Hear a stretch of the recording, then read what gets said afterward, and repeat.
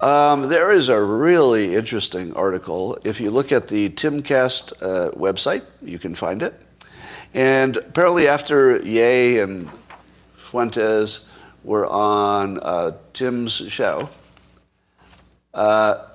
Tim Pool's show, and after he walked out, he left the interview early, one of the Tim Pool associates there followed Ye and got a lot more interaction with him, and then actually met with him in LA and interviewed him at length and then talks about it.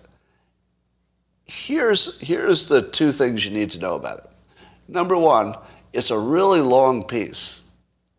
And it's the longest piece I've read completely till the end in a long time, because it never got boring. And I kept waiting. Pretty much everything I read, I skim. Pretty much everything, right? But I didn't skim it because it was so well written. So kudos to the writer. So it's just good writing, right? So if you want to just see good writing, read it for that, because it's so rare. And just tell yourself how long you stayed with the article without bailing out. I'll give the name of the writer was Shane Cashman, who apparently is or was a professor at some point. So it's somebody who's got some good communication skills. Yes. He was raised culturally Jewish, I think. I think his mother was Jewish, he says, which I think technically makes you Jewish. I don't think he's like an observing type. All right, so here are some of the things that came out of that I thought were interesting. Number one, Ye does not appear crazy at all. So somebody spent some good time with him when he was not performing. Because when he's on an interview, he's performing, right? But when you see him completely outside of the public domain, you get to see if he's crazy. And there wasn't any. So he spent enough time with him to find out if any crazy shit was coming out of him, and there wasn't. That actually, that Ye's sort of approach does have an internal logic to it. And you could love it or hate it, but it's not crazy. It's not crazy. Now, it takes some explaining how that's not crazy. But there's one part that I just loved. Ye is completely aware that his communication director, Fuentes, is the most disliked person, like one of the most disliked persons on the internet who you wouldn't even want to interact with, right? Now, that's not my opinion. That would be sort of like an internet opinion of him, which I'm sure he'd agree with. Now, Ye describes himself as one of the most popular people in the world, and certainly somebody that the most people would want to talk to, all right? The most people would want to get to Ye. So Ye has made it so that to talk to the most interesting person that you do want to talk to, Ye, you have to go through the worst person in the world to get there. And he did that intentionally. Now, how much do you love that? Right? Forget about what you think about Fuentes for a moment. Just think about the system. Just think about the fact that he did that intentionally. Now, you tell me that's not art. That's art, right? That is art. Everything he does is, sometimes functional, often functional, because he's successful. But while he's being functional, it's never not art. It's still art. Like, that's who he is. It just follows him. Like, everything he touches becomes art. So that's interesting. And then Fuentes, I think, gave some more information about why he and Ye could get together in the first place. Have you ever wondered about that? Even if you accept that, Ye is eclectic and eccentric or crazy or whatever you want to say. So you could make an excuse, you could kind of understand how Ye would want to work with anybody, basically. Because he does refer to them as his, little rogue group of outcasts or something. But why would Fuentes want to work with Ye? Do you think that Fuentes' audience is like really happy that he is supporting a black guy for president? I don't know. I'm kind of curious about that. But what is it that brought them together? What is it that brought them together?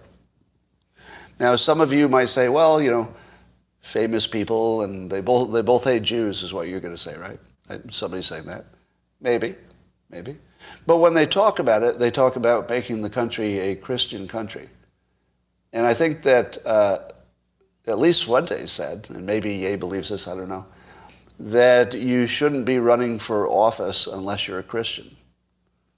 And that they'd like to see even the Constitution maybe tweaked to say that office holders need to be Christian. Now, I'm sorry, that's not the country I live in. I'm completely okay with our system being informed by Christians and informed by Christianity. That seems to have worked, right? It works more than it doesn't work. But as soon as you say that Scott can't run for office in the country he lives in, no, you can't be my president. I'm sorry. You cannot be my president if your platform is I can't run for office because I don't believe in your version of religion. No. No, that is completely disqualifying. But you know what I love? I love the fact that they're sort of cheerful warriors and the fact that they're fighting for this thing and they're making their argument in a free market of ideas. And it's interesting. I find it interesting. I'm never going to agree with it, but I like being exposed to the thought process, etc.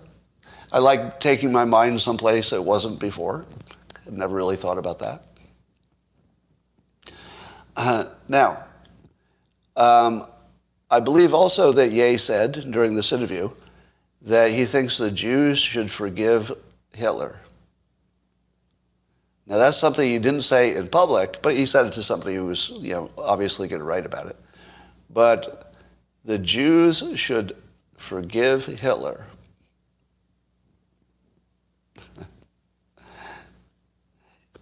Now, that's pretty provocative, but it also perfectly captures his philosophy. His philosophy, I believe, is that if he were a Jew, he would forgive Hitler, because forgiving is just built into everything he's about. Now, that's interesting, isn't it? Because that frames it a little differently, doesn't it? Imagine the argument it started out with Ye complimented Hitler. Right? He didn't compliment the Holocaust. He said he liked some things about Hitler, like building roads and stuff. It was sort of a funny argument. But did he say Hitler is overall good? No, of course not. Forgiveness is not about the person being worthy of the forgiveness. It's about you. It's about the forgiver. But now suppose Ye takes his argument all the way from Hitler had some good points, all the way to the Jews should forgive Hitler. Do you see what that does to your brain? Do you see what that does? This is like Overton window just perfectly used. It's hard to go back to your last opinion because the new one's just more interesting, right? As soon as he says the Jews should forgive Hitler, you're like, okay, I cannot not think about that. And I already completely have forgotten what you said about Hitler's good points because now you've gone so much further that now we have to think about this. And then you think about it and you say, oh, wait a minute, that's just a Christian principle. And then all of a sudden you're like, what the hell is Ye doing to us? It's just a Christian principle. Yeah, it's an attempt at a high road, right? Because I don't know that he thinks it's a practical thing, but as a philosophical point, it gets you past the controversial stuff and onto something that's actually an interesting question, no matter where you are on it. Now, here's another thing that I don't know if you caught. And he said it fairly clearly to this reporter. Well, to Shane. What do you think Ye's opinion of Jewish people is based on what he said? Based on what he said, what would you say his opinion is of Jewish people? Go. Give me your summary of Ye's opinion of Jewish people based on what he said. You say negative, but give me the example. What's the negative thing he said specifically? Well, he said he loves them and he is one. Okay. He said that he was going to go DEFCON on the Jews, right? So he said he was going to be aggressive against the Jews. What's that mean? So here's what happens when you see his context. So when he talks about the Jewish community, it's all compliments. And that was always the context. The context is that the Jewish community is, he actually says it directly, smarter than average, more successful, and that he would like to emulate some of their methods because he keeps running into successful Jewish people who are, powerful enough that he's not getting what he wants out of his interactions. So he would like to be more like them. Pretty specifically, he's saying that. He would like to learn from what they do and be more their equal in business. Is that terrible? Is that terrible? That he sees them as above his current ability and also ability of other people, and he would like to rise to that level so that he's an equal force in the marketplace. So I see spin away. Am I spinning? I'm telling you what he said. Is that spinning? I don't know. Now, he said DEFCON, right? What he meant was DEFCON, but what he meant was he was sort of going to war against what he called, the Jews. But what did he mean? His detailed explanation is all compliments. Is there such a thing as a racist who believes that a group is better than his own people? Is that a thing? Can you be an anti-Semite by saying that Jewish people are superior to you and maybe other people as well? Because that's what he says. I mean, he says it very directly. He's not even beating around the bush. They're more successful. They're smarter. They're killing it in business. I keep bumping into them and not getting what I want. I need to raise my power level up to their level. Maybe I can learn something from them. And then I'm going to go hard at this. I'm going to be fighting, as he would say, fighting the Jews. And then the corollary argument is, can he, as a free person in the United States, speak sloppily about his own personal opinion? Because I think it's sloppy to say the Jews. Would you agree? That's just sloppy. But does he have the right to be sloppy? He wasn't trying to hurt anybody. And language does have a risk no matter what you're saying. It just seems to always have a risk. I don't know. It's an interesting question. I think he has a right to be sloppy, and you have a right to react to that sloppiness in a negative way. I don't see a big problem. Because the thing is that he also consistently speaks of black people and other people the same way. He uses the same level of sloppiness to talk about, everything. Basically everything is, white people matter. Like I said, he talks about groups like they're all one thing. Now, should he? I don't know. I don't have an opinion on that. But if you think that he's insulting a group because he speaks to them as a whole, that doesn't hold up because he speaks of every group, including his own as a whole. It's simply the way he talks. And if you said, well, but he's also insulting them, that's different. You can speak about your own group as a whole if you're not insulting them. But don't talk about somebody else's group and then insult them. But he didn't. He complimented them. I know. Now, if I were Jewish, would I be saying what I'm saying now? Do you think I would have this view of things if I were Jewish? No fucking way. No fucking way. No. No. You know what I would feel if I were Jewish? Fuck that guy. Fuck that guy hard. Fuck him for putting me at greater risk. Fuck him for making me think about the Holocaust one more time. Fuck him for saying he likes Hitler. Fuck him completely if I were Jewish. Right?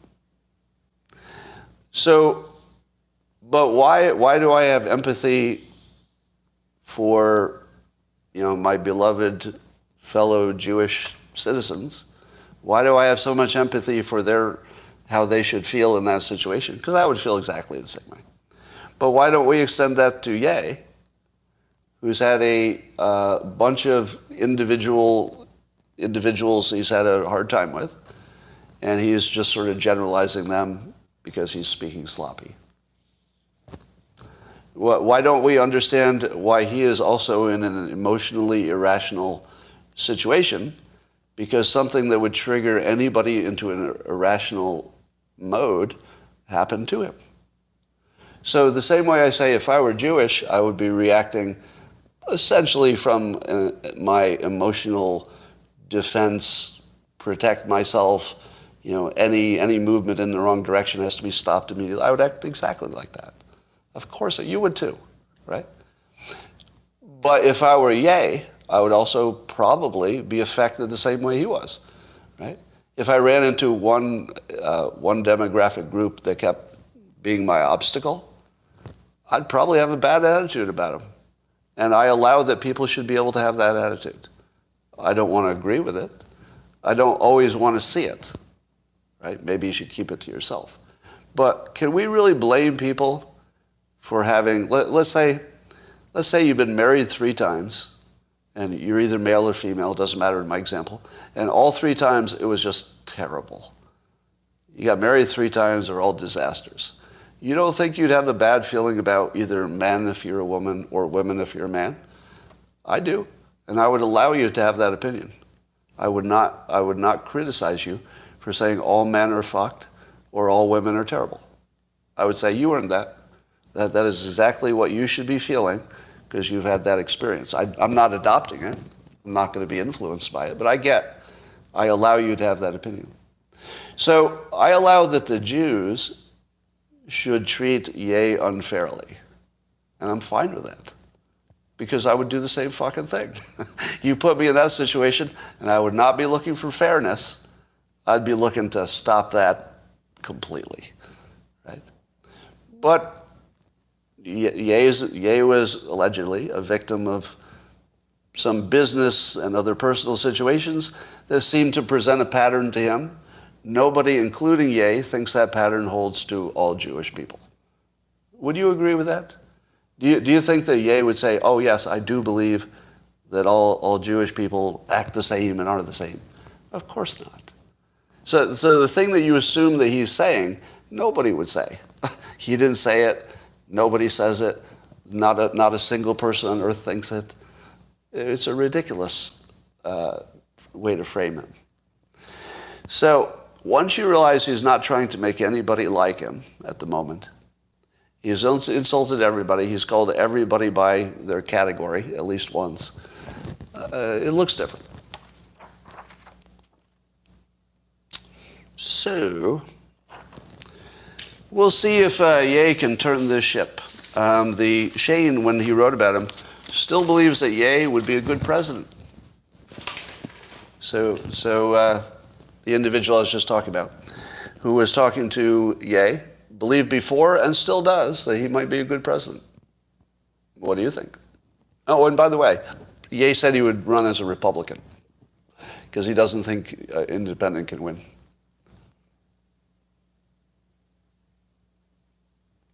Too unstable for the nuclear football? I don't think so. I don't think Ye is too unstable for the nuclear football. Well, you think he's gonna launch? I don't. Are we seeing Ye's first big offer? I don't think, that's not the way I would couch it, because I don't know what you would call the first big offer. I think what he's doing is trying to unify people by slaying all of our sacred cows. Because if you and I have a beef, here's an unintentional pun. If we have a beef, usually it's because I've got a sacred cow and you've got a sacred cow. And I can't kill your sacred cow and you can't, and I can't kill mine. So we got our sacred cows here. But I think what Ye is doing is like, how about I'll murder my cow so you don't have any problems on my end. I'll just kill my cow. I don't have any sacred cows now. But would you mind if I kill your cow? See, that's where he gets in trouble. Right? Yeah, the trouble is he's trying to kill your cow. So when he said that slavery sounds like a choice, he was trying to kill the sacred cow, which is, slavery is sort of our narrative that gives us some political clout. When he went after the Jewish community, their sacred cow is the Holocaust. It's the narrative that gives them cover and power and unites them and allows them to get support and everything. So Ye goes directly after their sacred cow by saying, Hitler, I love Hitler. Right? He basically just put a shiv right through the sacred cow. So here's the thing. So far, he's only wounded everybody's cow, so we're all just mad. Hey, you asshole, you hurt my cow. Stop hurting my cow. But if he keeps pushing, he's going to kill your cow. And then what? And then you're free. And so is he. So he's trying to kill your cow, and you don't want your cow killed, but it's not clear that you're better off with your cow. I think his play is, I think you're better off without your cow. And I'm gonna kill it for you and prove it. Now, he's killed all of his own sacred cows. Pretty sure he was worshiping money just a few weeks ago. Wasn't he? Like he was proud of being the richest black guy in America and stuff. And like he just threw it all away for the freedom. He killed his own cow.